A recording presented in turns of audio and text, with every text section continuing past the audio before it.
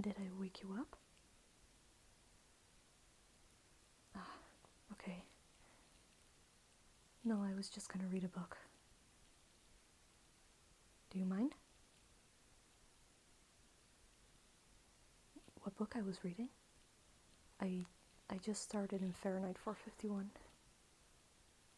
Yeah, I didn't even get through the first page yet.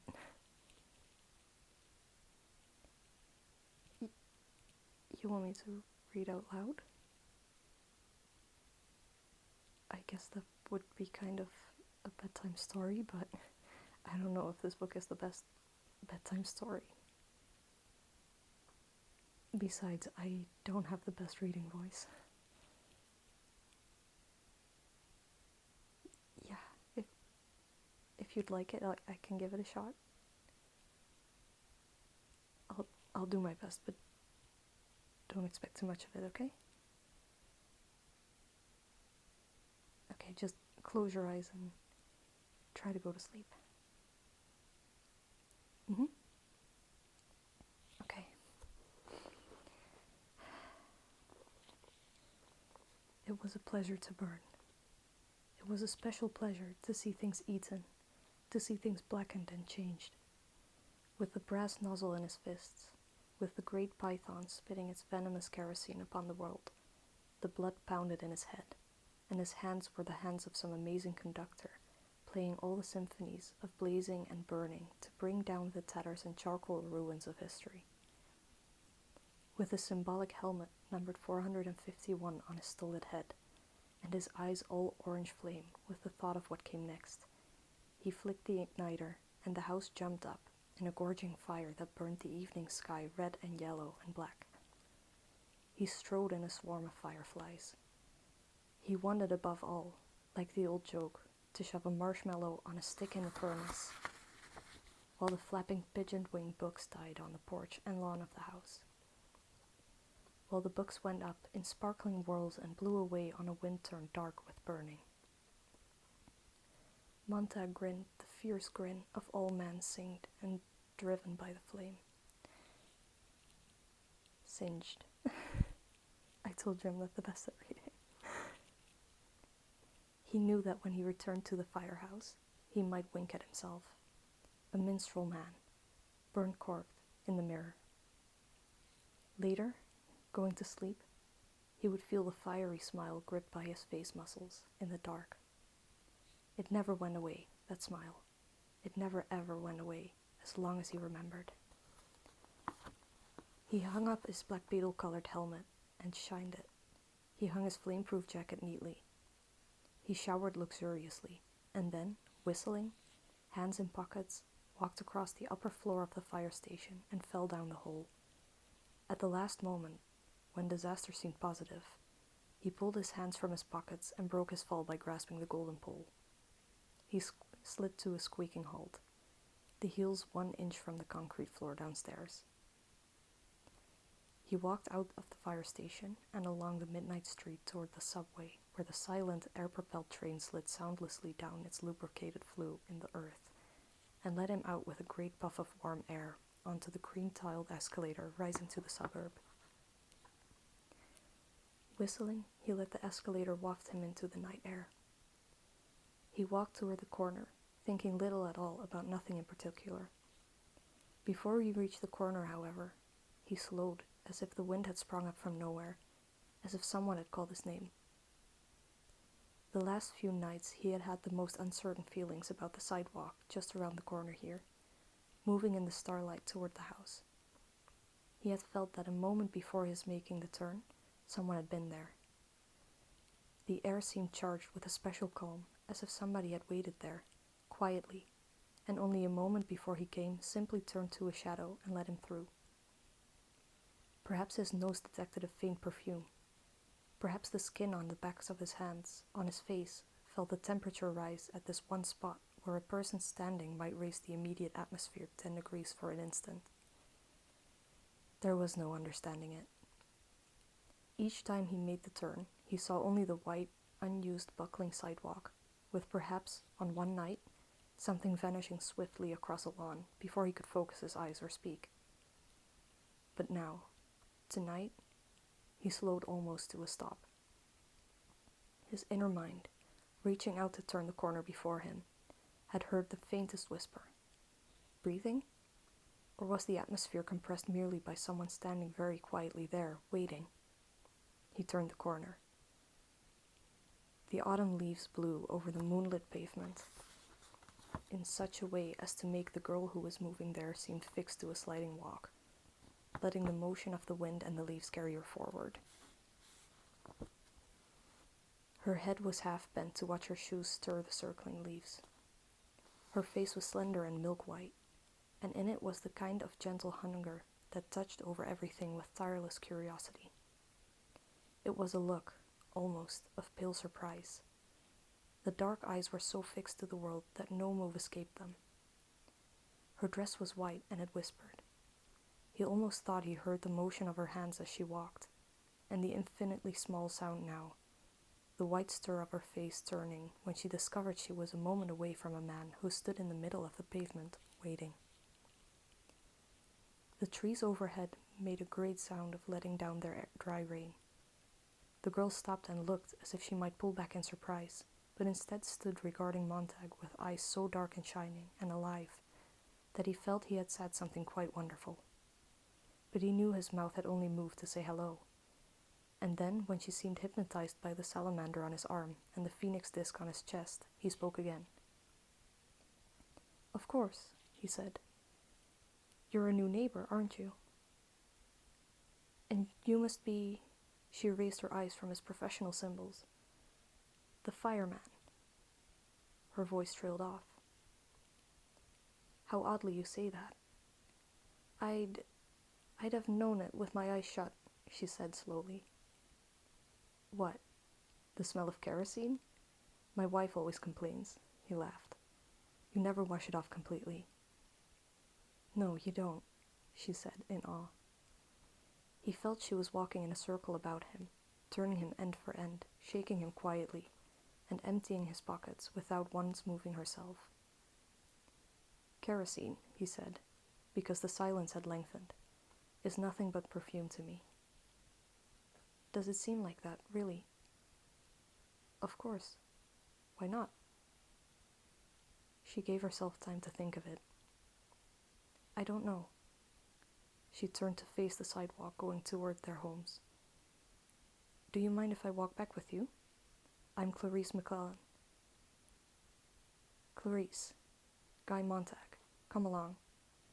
What are you doing out so late wandering around? How old are you?"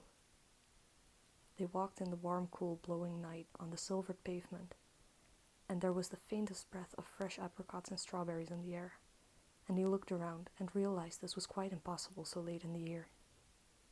There was only the girl walking with him now, her face bright as snow in the moonlight, and he knew she was working his questions around, seeking the best answer she could possibly give. "Well," she said, "I'm 17, and I'm crazy. My uncle says the two always go together. When people ask your age," he said, "always say 17 and insane. Isn't this a nice time of night to walk? I like to smell things and look at things, and sometimes stay up all night, walking and watch the sunrise." They walked on again in silence, and finally she said, thoughtfully, "You know, I'm not afraid of you at all." He was surprised. Why should you be?" "So many people are. Afraid of firemen, I mean. But you're just a man after all." He saw himself in her eyes, suspended in two shining drops of bright water, himself dark and tiny, in fine details, the lines about his mouth, everything there, as if her eyes were two miraculous bits of violet amber that might capture and hold him intact. Her face, turned to him now, was fragile milk crystal, with a soft and constant light in it. It was not a hysterical light of electricity, but what? But the strangely comfortable and rare and gentle flattering light of the candle. One time, when he was a child, in a power failure, his mother had found and lit a last candle, and there had been a brief hour of rediscovery, of such illumination that space lost its vast dimensions and drew comfortably around them, and they, mother and son, alone, transformed, hoping that the power might not come on again too soon. And then Clarice McClellan said, "Do you mind if I ask, how long have you worked at being a fireman?" "Since I was 20, 10 years ago." "Do you ever read any of the books you burn?" He laughed. "That's against the law." "Oh, of course." "It's fine work. Monday burn Millet, Wednesday Whiteman, Friday Faulkner, burn them to ashes, then burn the ashes. That's our official slogan." They walked still further, and the girl said, "Is it true that long ago firemen put fires out instead of going to start them?" "No. Houses have always been fireproof. Take my word for it." "Strange. I heard once that a long time ago houses used to burn by accident, and they needed firemen to stop the flames." He laughed. She glanced quickly over. "Why are you laughing?" "I don't know." He started to laugh again and stopped. "Why?" "You laugh when I haven't been funny, and you answer right off. You never stop to think what I've asked you." He stopped walking. "You are an odd one," he said, looking at her. "Haven't you any respect?" "I don't mean to be insulting. It's just, I love to watch people too much, I guess." "Well, doesn't this mean anything to you?" He tapped the numeral 451 stitched on his char-colored sleeve. "Yes," she whispered. She increased her pace. "Have you ever watched the jet cars racing on the boulevards down that way?" "You're changing the subject." "I sometimes think drivers don't know what grass is, or flowers, because they've never seen them slowly," she said. "If you showed a driver a green blur, 'Oh yes,' he'd say, 'that's grass.' A pink blur, 'That's a rose garden.' White blurs are houses, brown blurs are cows. My uncle drove slowly on a highway once. He drove 40 miles an hour, and they jailed him for 2 days. Isn't that funny, and sad too?" "You think too many things," said Montag, uneasily. "I rarely watch the parlor balls, or go to races or fun parks, so I have lots of time for crazy thoughts, I guess. Have you seen the 200-foot-long billboards in the country beyond town? Did you know that once billboards were only 20 feet long, but cars started rushing by so quickly they had to stretch the advertising out so it would last?" "I didn't know that." Montag laughed abruptly. "Bet I know something else you don't. There's dew on the grass in the morning." He suddenly couldn't remember if he had known this or not, and it made him quite irritable. "And if you look," she nodded at the sky, "there's a man in the moon." He hadn't looked for a long time. They walked the rest of the way in silence, hers thoughtful, his a kind of clenching and uncomfortable silence in which he shot her accusing glances. When they reached her house, all its lights were blazing. "What's going on?" Montag had rarely seen that many house lights. "Oh, just my mother and father and uncle sitting around, talking. It's like being a pedestrian, only rarer. My uncle was arrested another time. Did I tell you? For being a pedestrian. Oh, we're most peculiar." "But what do you talk about?" She laughed at this. "Good night." She started up her walk. Then she seemed to remember something and came back to look at him with wondering curiosity. "Are you happy?" she said. "Am I what?" he cried. But she was gone, running in the moonlight, her front door shut gently. Happy, of all the nonsense. He stopped laughing. He put his hand into the glove hole of his front door and let it know his touch. The front door slid open. "Of course I'm happy. What does she think? I'm not?" he asked the quiet rooms. He stood, looking up at the ventilator grill in the hall, and suddenly remembered that something lay hidden behind the grill, something that seemed to peer down at him now. He moved his eyes quickly away. What a strange meeting on a strange night.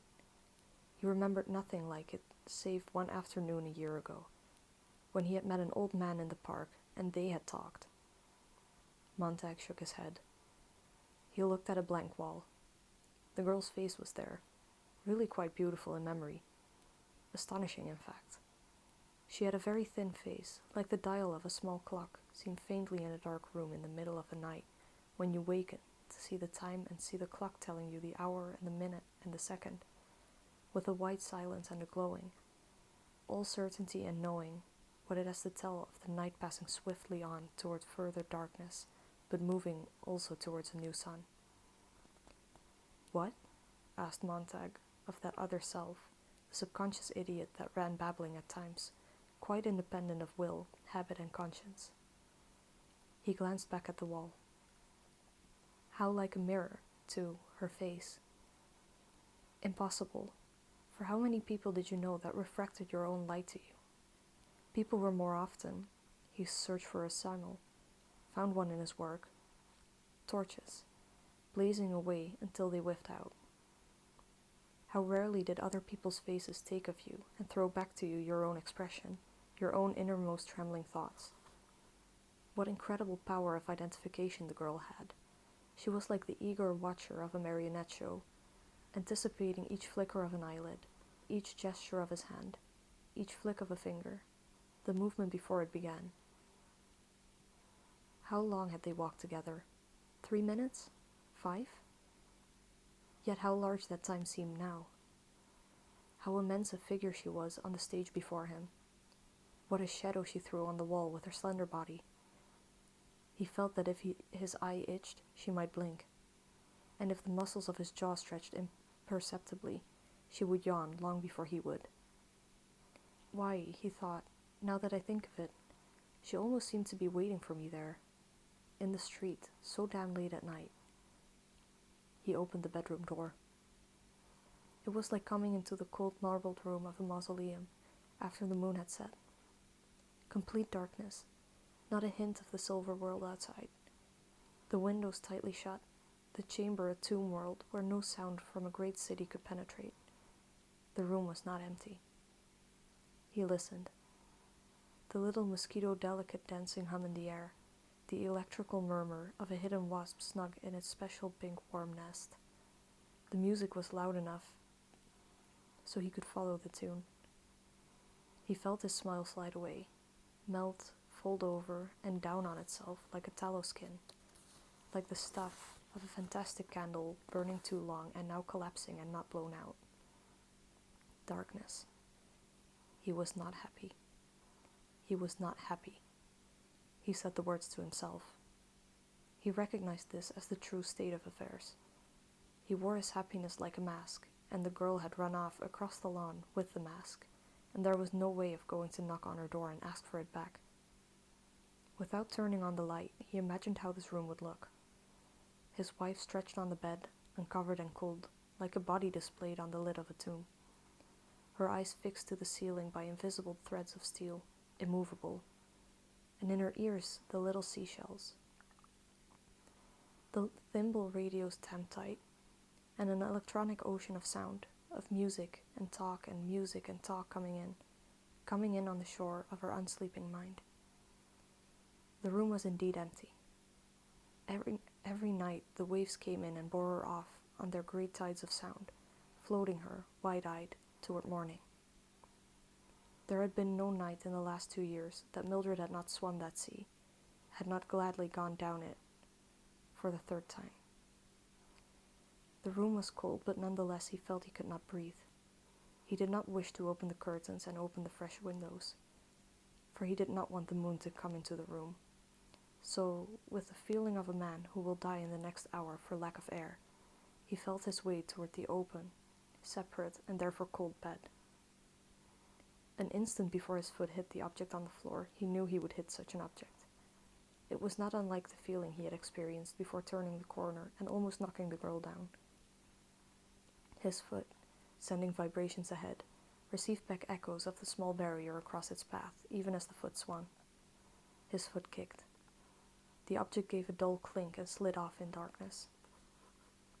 He stood very straight and listened to the person on the dark bed in the complete featureless night. The breath coming out of the nostrils was so faint it stirred only the furthest fringes of life. A small leaf, a black feather, a single fiber of hair.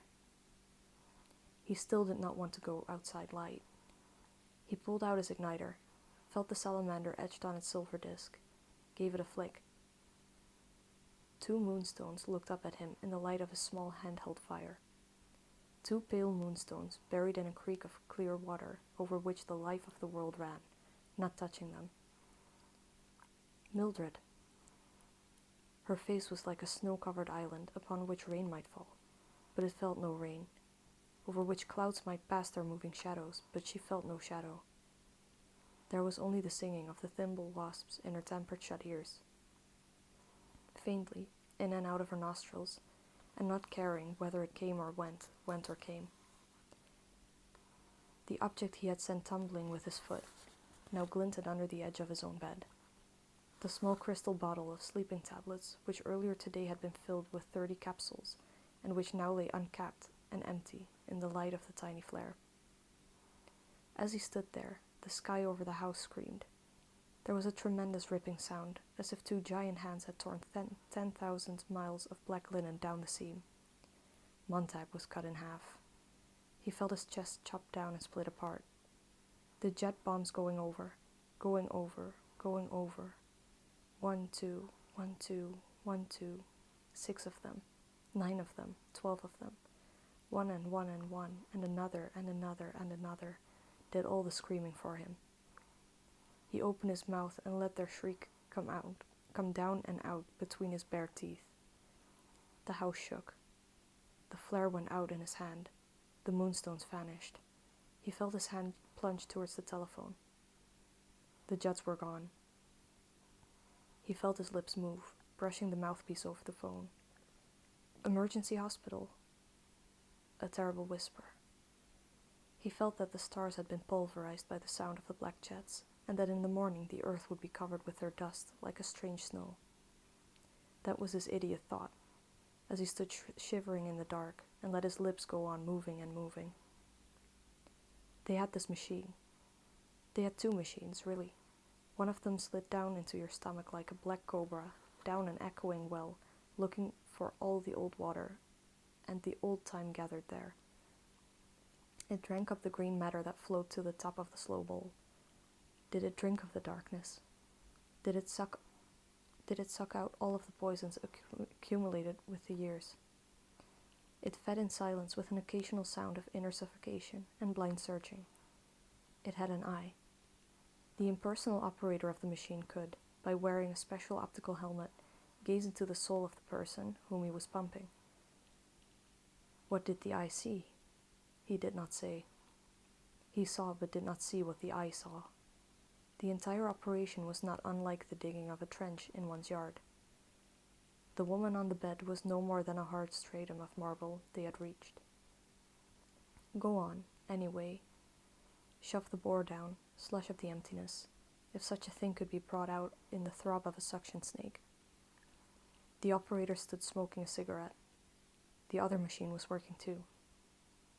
The other machine was operated by an equally impersonal fellow in non-stainable, reddish-brown overalls. This machine pumped out all of the blood from the body and replaced it with fresh blood and serum. Gotta clean 'em out both ways, said the operator, standing over the silent woman. No use getting the stomach if you don't clean the blood. Leave that stuff in the blood, and the blood hits the brain like a mallet. Bang. A couple of 1,000 times, and the brain just gives up. Just quits. Stop it, said Montag. I was just saying, said the operator. Are you done? Said Montag. They shut the machines up tight. We're done. His anger did not even touch them. They stood with the cigarette smoke curling around their noses and into their eyes without making them blink or squint. That's $50. First, why don't you tell me if she'll be all right? Sure, she'll be okay. We got all the mean stuff right in our suitcases here. It can't get at her now. As I said, you take out the old and put in the new, and you're okay. Neither of you is an MD. Why didn't they send an MD for emergency? Hell. The operator's cigarette moved on his lips. We get these cases 9 or 10 a night. Got so many, starting a few years ago, we had these special machines built. With the optical lens, of course, that was new. The rest is ancient. You don't need an MD, cases like this. All you need is 2 handymen. Clean up the problem in half an hour. Look. He started for the door. We gotta go.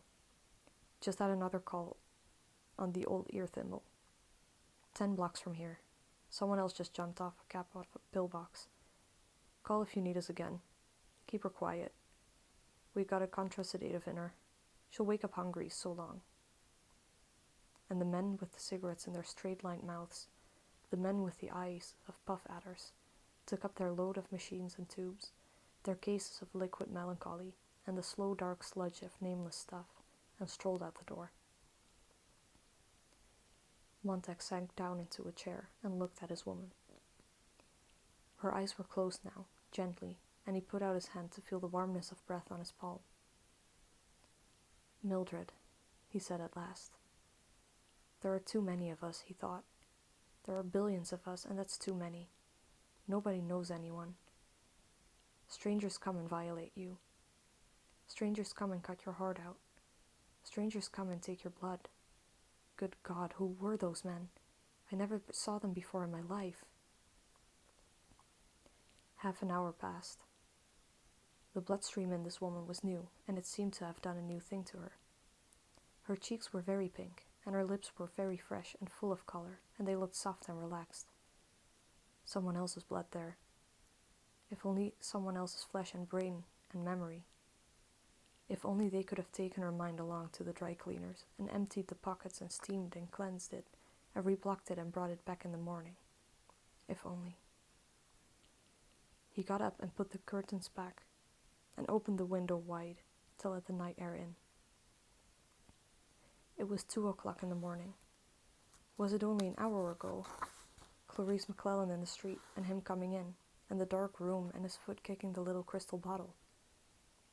Only an hour, but the world had melted down and sprung up in a new and colorless form. Laughter blew across the moon-colored lawn from the house of Clarice and her father and mother and uncle, who smiled so quietly and so earnestly. Above all, their laughter was relaxed and hearty and not forced in any way, coming from the house that was so brightly lit this late at night, while all the other houses were kept to themselves in darkness. Montag heard the voices talking, giving, talking, weaving, reweaving their hypnotic web. Montag moved out the French windows and crossed the lawn, without even thinking of it. He stood outside the door, and stood outside the talking house in the shadows, thinking he might even tap on the door and whisper, "Let me come in. I won't say anything. I just want to listen. What is it you're saying?" But instead he stood there, very cold, his face a mask of ice, listening to a man's voice, the uncle, moving along at an easy pace. Well, after all, this is the age of the disposable tissue. Blow your nose on a person, wad them, flush them away, reach for another, blow, wad, flush. Everyone using everyone else's coattails. How are you supposed to root for the home team when you don't even have a program or know the names? For that matter, what color jerseys are they wearing as they trot out onto the field? Montag moved back to his own house, left the window wide, checked Mildred, tucked the covers about her carefully, and then lay down with the moonlight on his cheekbones and on the frowning ridges in his brow, with the moonlight distilled in each eye to form a silver cataract there. 1 drop of rain. Clarice. Another drop. Mildred. A 3rd. The uncle. A 4th. The fire tonight. 1. Clarice. 2. Mildred. 3. Uncle. 4. 5.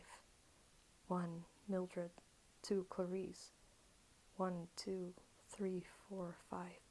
Clarice, Mildred, uncle, fire, sleeping tablets, men, disposable tissue, coattails, blow, wad, flush, Clarice, Mildred, Uncle, fire, tablets, tissues, blow, wad, flush. 1, 2, 3, 1, 2, 3. Rain. The storm. The uncle laughing. Thunder falling downstairs. The whole world pouring down. The fire gushing up in a volcano. All rushing on down around in a spouting roar and rivering stream toward morning.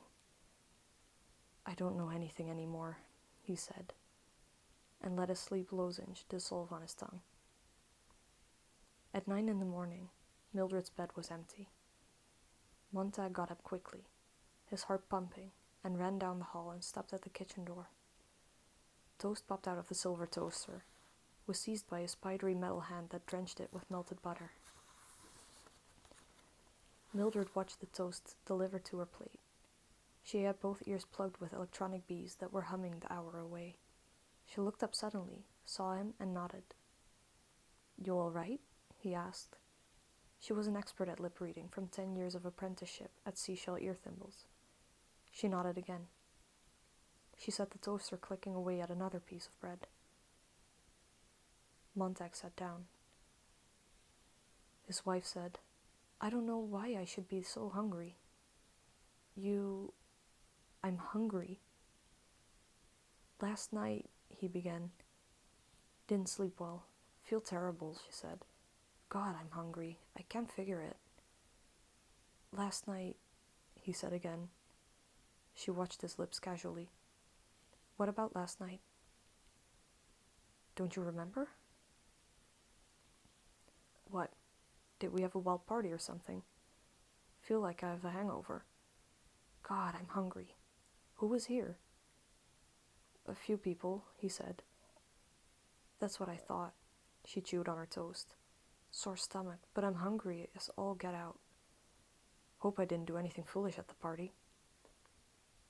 "No," he said quietly. The toaster spidered out another piece of butter bread for him. He held it in his hand, feeling grateful. "You don't look so hot yourself," said his wife. In the late afternoon it rained, and the entire world was dark gray. He stood in the hall of his house, putting on his badge with the orange salamander burning across it. He stood looking up at the air conditioning vent in the hall for a long time. His wife in the TV parlor paused long enough from reading a script to glance up. "Hey," she said, "the man's thinking." "Yes," he said. "I wanted to talk to you." He paused. "You took all the pills in your bottle last night." "Oh, I wouldn't do that," she said, surprised. The bottle was empty. "I wouldn't do a thing like that." "Why would I do a thing like that?" she asked. "Maybe you took 2 pills and forgot and took 2 more. Forgot again and took 2 more, and were so dopey you kept right on until you had 30 and 40 of them in you." "Heck," she said. "What would I want to go and do such a silly thing for like that?" "I don't know," he said. She was quite obviously waiting for him to go. "I didn't do that," she said. "Never in a billion years." "All right, if you say so," he said. "That's what the lady said." She turned back to her script. "What's on this afternoon?" he asked tiredly. She didn't look up from her script again. "Well, this is a play. Comes on the wall-to-wall circuit in 10 minutes. They mailed me my part this morning. I sent them some box tops. They write the script with 1 part missing. It's a new idea. The home marker. The homemaker. That's me. Is the missing part. When it comes time for the missing lines, they all look at me, out of the 3 walls, and I say the lines. Here, for instance, the man says, 'What do you think of this whole idea, Helen?' And he looks at me sitting there center stage, see? And I say, She paused and ran her finger under a line in the script. "I think that's fine." And then they go on with the play until he says, "Do you agree to that, Helen?" And I say, "I sure do." Isn't that fun, Guy? He stood in the hall looking at her. "It's sure fun," she said. "What's the play about?" "I just told you. there are these people named Bob and Ruth and Helen. Oh. It's really fun. It'll be even more fun when we can afford to have the fourth wall installed. How long you figure before we save up and get the fourth wall torn out and a fourth wall TV put in? It's only $2,000. That's 1/3 of my yearly pay. It's only $2,000, she replied. And I should think you'd consider me sometimes. If we had a fourth wall, why, it'd be just like this room wasn't ours at all, but all kinds of exotic people's rooms. We could do without a few things. We're already doing without a few things to pay for the third wall. It was put in only 2 months ago, remember? Is that all it was?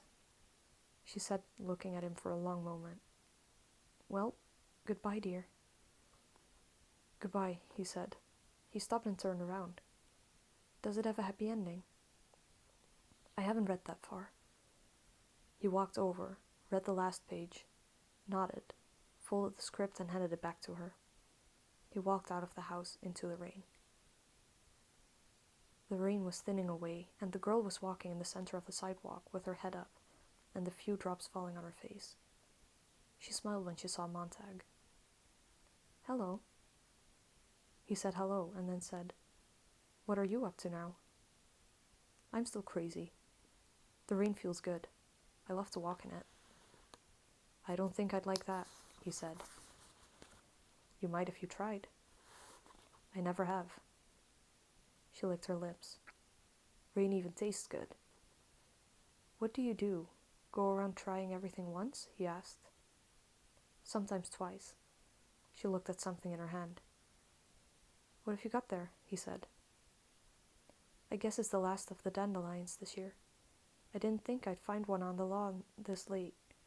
Have you ever heard of rubbing it under your chin? Look. She touched her chin with a flower, laughing. Why? If it rubs off, it means I'm in love. Has it?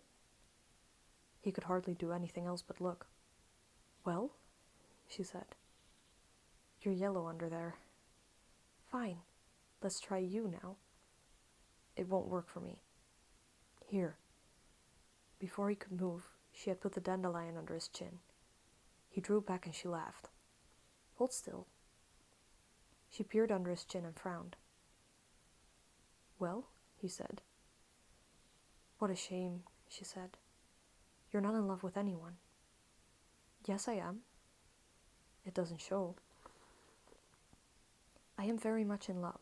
He tried to conjure up a face to fit the words, but there was no face. I am. Oh, please, don't look that way.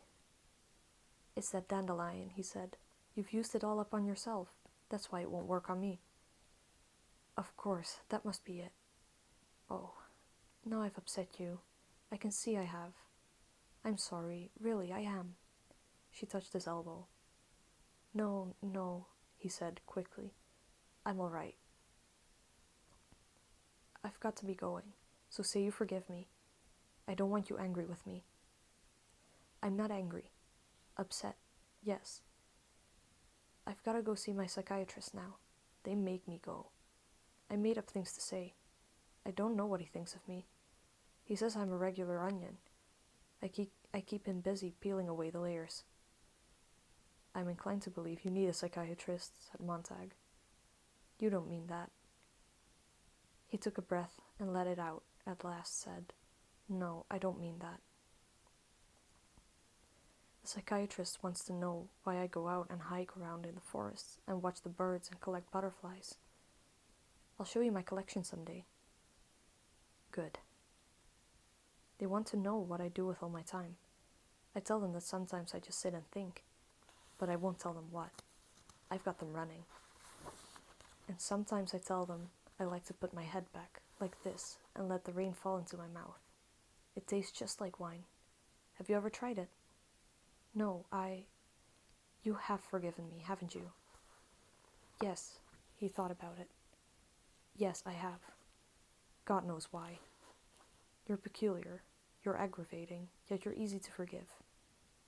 You say you're 17. Well, next month. How odd. How strange. And my wife 30, and yet you seem so much older at times. I can't get over it. You're peculiar yourself, Mr. Montag. Sometimes I even forget you're a fireman. Now, may I make you angry again? Go ahead. How did it start? How did you get into it? How did you pick your work, and how did you happen to think to take the job you have? You're not like the others. I've seen a few, I know. When I talk, you look at me. When I say something about the moon, you looked at the moon last night. The others would never do that. The others would walk off and leave me talking, or threaten me. No one has time anymore for anyone else. You're one of the few who put up with me. That's why I think it's so strange you're a fireman. It just doesn't seem right for you somehow. He felt his body divide itself into a hotness and coldness, a softness and hardness, a trembling and a not trembling, the two halves grinding one upon the other. You'd better run on to your appointment, he said, and she ran off and left him standing there in the rain. Only after a long time did he move. And then, very slowly, as he walked, he tilted his head back in the rain for just a few moments and opened his mouth.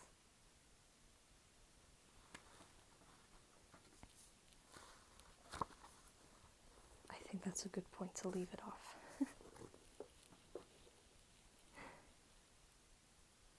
Sleep tight.